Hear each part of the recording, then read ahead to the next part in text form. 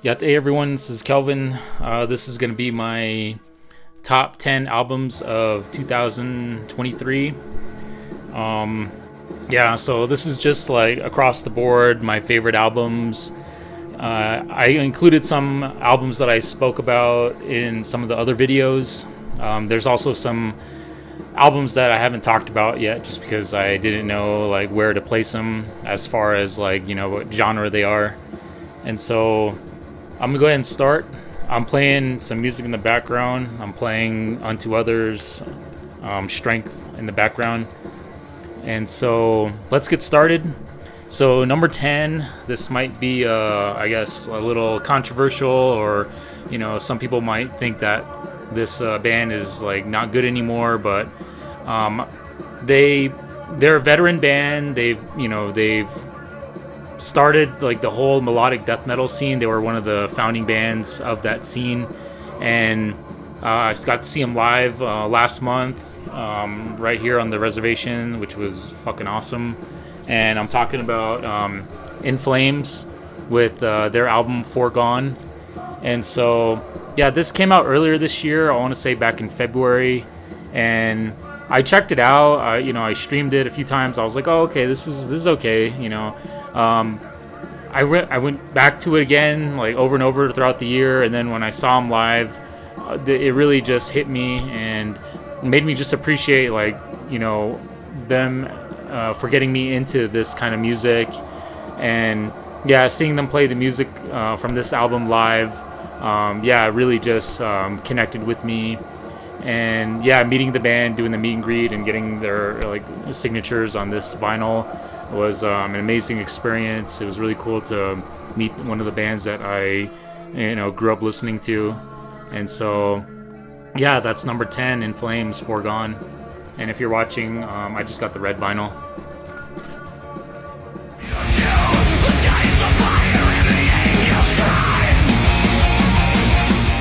Okay, so number 9 is Orbit Culture.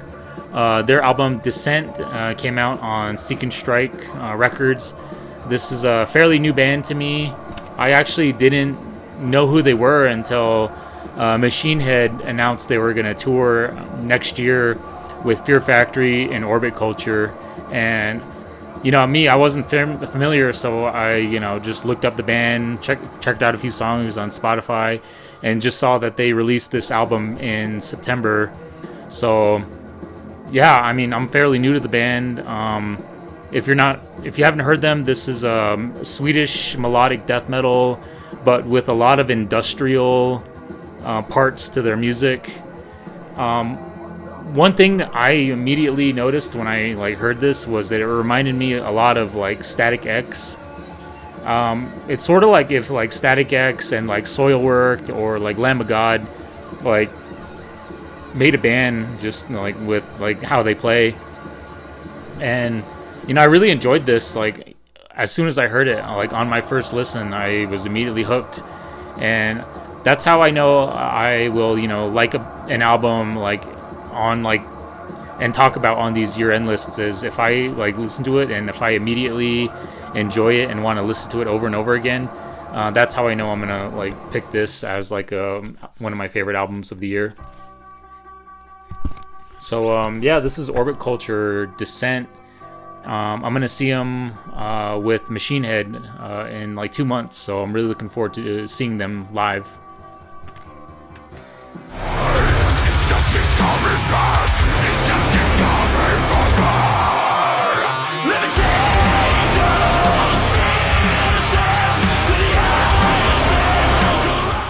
All right, number 8. This is Mutoid Man, Mutants. So Mutoid Man, this is their third album, and they're, I guess, sort of like a super group. Their members include, I think their singer is the singer and guitarist of Cave In. Their drummer is from Converge, and their bassist is from High on Fire. And yeah, this is just a great, I would say, hardcore with some punk, some thrash, even some blues. There's a lot of slow blues rock sections. Yeah, I'm familiar with Mutoid Man. I saw him live when I lived in Phoenix, like in 2017, and yeah, I was like just blown away by them. I think I won tickets on like 98 KPD, the rock station in Phoenix. I won tickets to check them out, and so I was immediately blown away by them. And yeah, like if you're a fan of High on Fire, definitely check it out because there's some like parts on this that remind me of High on Fire, especially like the bass and the guitars, the bass and drum section. There's some cool like kind of like thrashy like High on Fire moments. Yeah, there's a lot of catchy songs on this too. Like yeah, if you listen to it, you'll probably like have some of these songs stuck in your head. Yeah, it's a great album. Definitely check out Mutoid Man Mutants.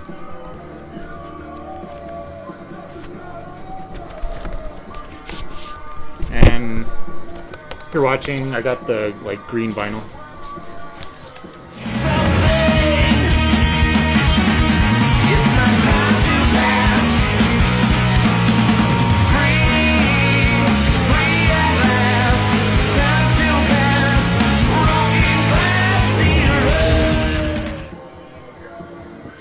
All right, my number 7 album I talked about on my last video. My favorite like Doom album, Tribunal: The Weight of Remembrance. Yeah, this is like gothic Doom with some like death metal vocals. And when I say gothic, it's got like a female fronted vocalist. There's like cello, there's like piano and violin. A lot of like orchestral instruments on this album, and they keep it really dark, like Typo Negative, like type of dark. Yeah, I really enjoyed this. Came out earlier, like in January, so I've had a lot of time to spend with this album. And yeah, if you're a Doom fan, if you like bands like Sub Rosa or Paul Bearer, yeah, definitely give this album a shot.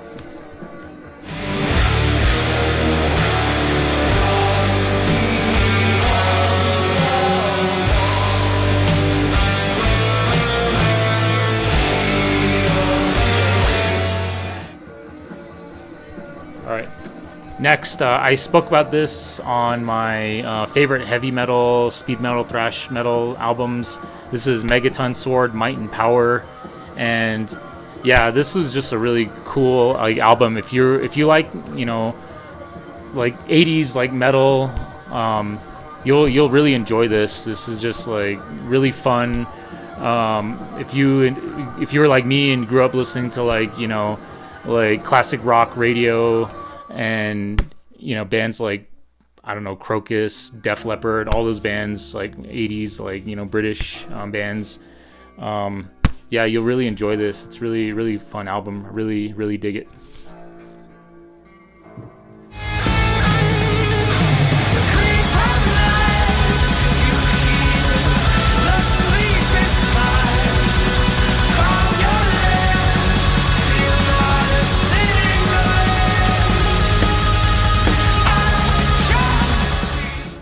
All right, number 5. This album I haven't seen hardly anyone talk about. I follow a lot of album collectors and like journalists and like music, like like zines, and no one's really talking about this album, which is surprising.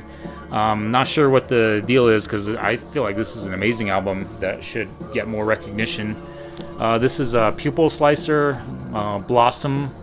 And this came out on Prosthetic Records. This is their second album, and yeah, I would say they would be described as like mathcore, similar to like Dillinger Escape Plan, which I believe that's one of their biggest influences from some of the interviews I listened to and read. Yeah, they draw influences like not only from Dillinger Escape Plan, but from bands like Nine Inch Nails, Def Heaven, Radiohead, and Deftones.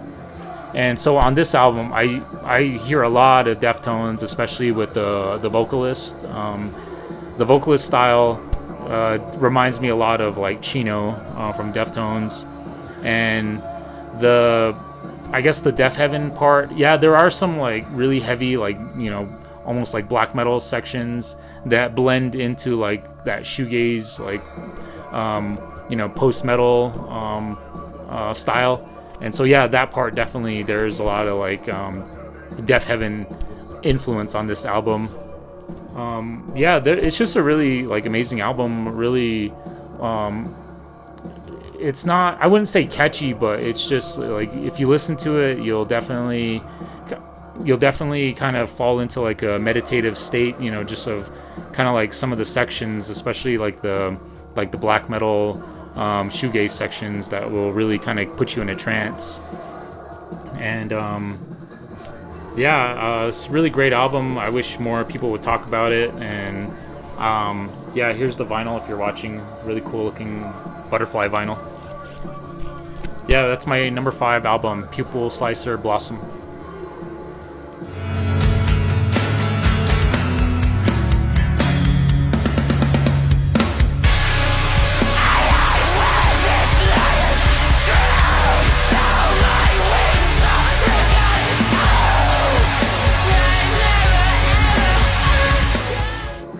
Alright, my number 4 album I've already talked about on my favorite like deathcore albums. This is Mental Cruelty with their album Zwillik. And yeah, this album, I believe it's their 4th album, and it's got they have a new vocalist, and so yeah, so this album like just blew me away as soon as I heard it. It was sent to me. I got the advanced copy, like digital promo copy, and yeah, I was just like blown away.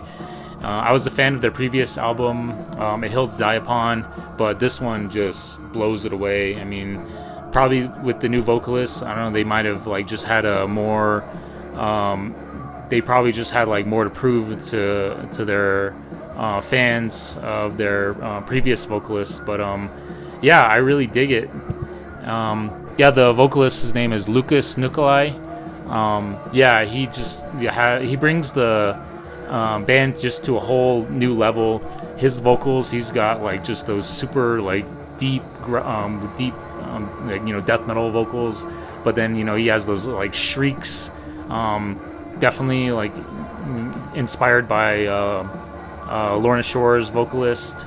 And yeah, it's symphonic deathcore. So yeah, if you're a fan of like Dimmu Borgir, Emperor, with like some brutal death metal and deathcore, yeah, it's just an amazing album. I would say it could almost pass as like a black metal album. Yeah, make sure to listen to this, like all the songs. Don't just like listen to the singles, just because I feel like that's the best way to digest this album. But yeah, this is my number 4 favorite album, Mental Cruelty's Zwillik.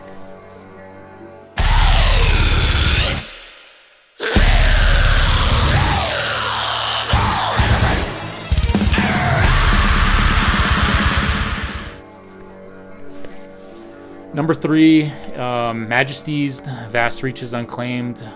This is the first album from Majesties, and yeah, this is my favorite like death metal album. This is melodic death metal from the U.S. I think the members are from like Minnesota, and yeah, this is just an amazing album.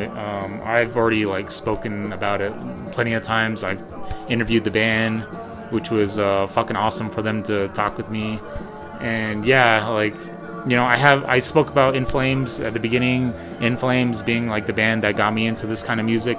Yeah, these guys kind of go back to the roots of melodic death metal, the Gothenburg, Scandinavian melodic death metal from like the early to mid 90s. Yeah, so just like them like paying respect to that like style, and you know, them talking to me and, you know, telling me about their music and how they wrote their music was, you know, just really cool of them, which is why it's my one of my favorite albums, my number 3 album. And here's the vinyl.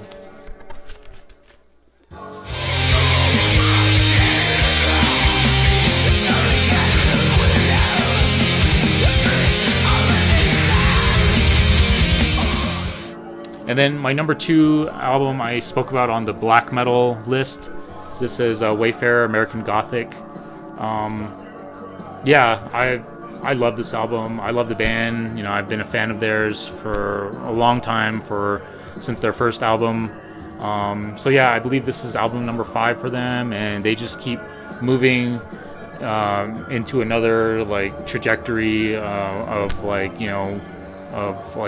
you can do with black metal. They incorporate a lot of like folk, Americana, like gothic, like rock on this album, and the way they do it is like really intricate. They change styles like seamlessly. Like it's not like here's the black metal, here's like the folk part, here's the goth part. No, like they just blend it all together, just seamlessly, and it's amazing. And yeah, I spoke with their vocalist, guitarist, Shane McCarthy. So that was really cool of him to talk with me and tell me about like the album and the band. And I really hope to see him live soon and catch some of these songs live. But yeah, this is my number 2 Wayfarer American Gothic.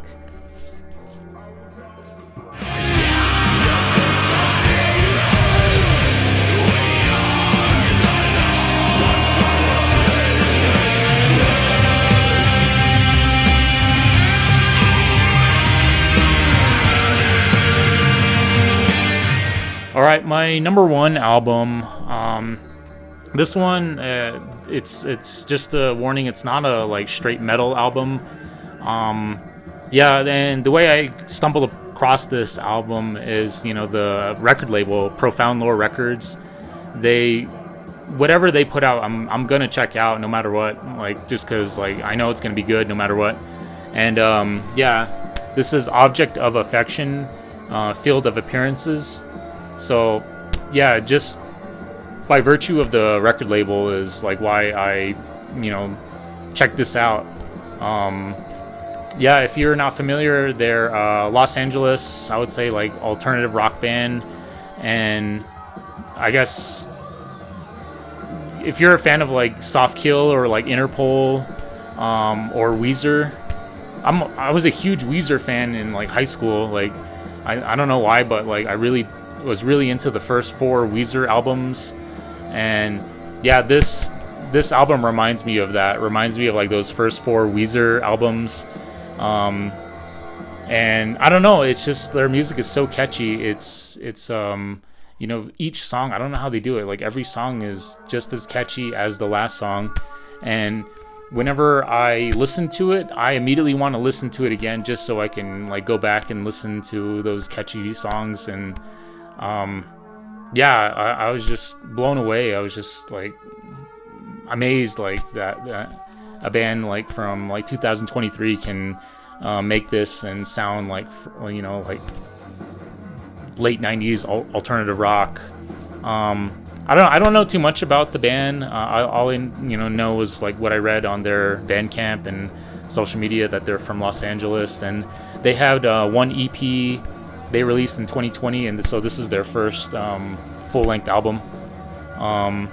Yeah, the reason also I liked it so much too is because it's not metal. It's like gives me a break from all that heavy music that I listen to constantly, and so it's like a palate cleanse. I can listen to this and then go back and listen to like some heavier stuff.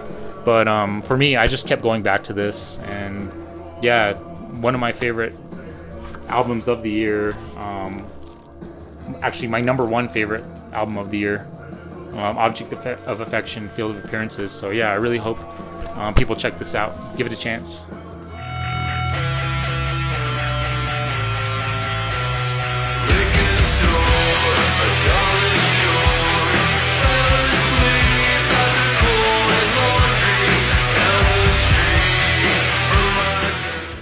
All right, yeah, that's it. That's my top 10 albums. Happy New Year. I'm recording this New Year's Eve, so yeah, maybe if you guys wake up in the morning from celebrating, hopefully check this out. Check out some music that you might have missed this past year. And yeah, I love doing these videos. I love talking about albums and collecting albums. I've been an album collector for a long time, since I guess since I was like in middle school, when I first got into CDs, and And so yeah, I like doing this. I like, talking about these bands and really just showing, thanks to the bands for putting out such like great music for me to enjoy. And yeah, it's just, for me to like share the music. I'm not like making money off this. I don't monetize anything I do on these podcasts or these YouTube videos. So yeah, I hope everyone has a happy new year. I'm a big college football fan, so I'm gonna go to the Fiesta Bowl and watch Oregon Ducks versus Liberty Flames. So I got these Michigan stuff in the back just because Michigan's in the national, the not national championship, but Michigan's in the college football playoffs, and they're gonna play Alabama tomorrow. Which I'm hoping Michigan can win, just because Alabama has like 8 championships. They don't need another one. Like, let Michigan have one. So yeah, that's it. Happy New Year's. Peace out. Yeah.